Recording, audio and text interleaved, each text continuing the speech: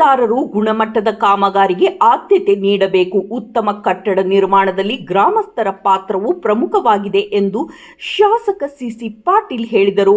ತಾಲೂಕಿನ ಮಾಳವಾಡ ಗ್ರಾಮದಲ್ಲಿ ಸರ್ಕಾರಿ ಶಾಲಾ ಕಟ್ಟಡದ ಉದ್ಘಾಟನೆ ಹಾಗೂ ಸಮುದಾಯ ಭವನ ನಿರ್ಮಾಣಕ್ಕೆ ಭೂಮಿ ಪೂಜೆ ನೆರವೇರಿಸಿ ಅವರು ಮಾತನಾಡಿದರು.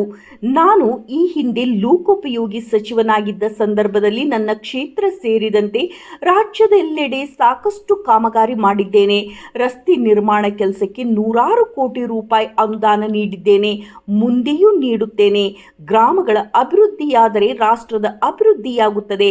ಹೀಗಾಗಿ ಏನೇ ತೊಂದರೆಗಳಿದ್ದರೂ ನನ್ನ ಗಮನಕ್ಕೆ ತನ್ನಿ ಎಂದರು.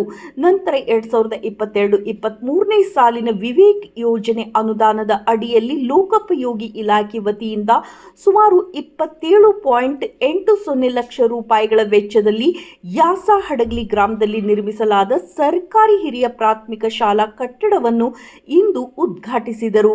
ಇಂದಿನ ಮಕ್ಕಳು ನಾಳೆಯ ಪ್ರಜೆಗಳು. ಸರ್ಕಾರ ಶಿಕ್ಷಣಕ್ಕೆ ಸಾಕಷ್ಟು ಅನುದಾನ ಖರ್ಚು ಮಾಡುತ್ತಿದೆ. ಮಕ್ಕಳು ಅದನ್ನು ಸದ್ಬಳಕೆ ಮಾಡಿಕೊಳ್ಳಬೇಕು ಎಂದು ಸಲಹೆ ನೀಡಿದರು.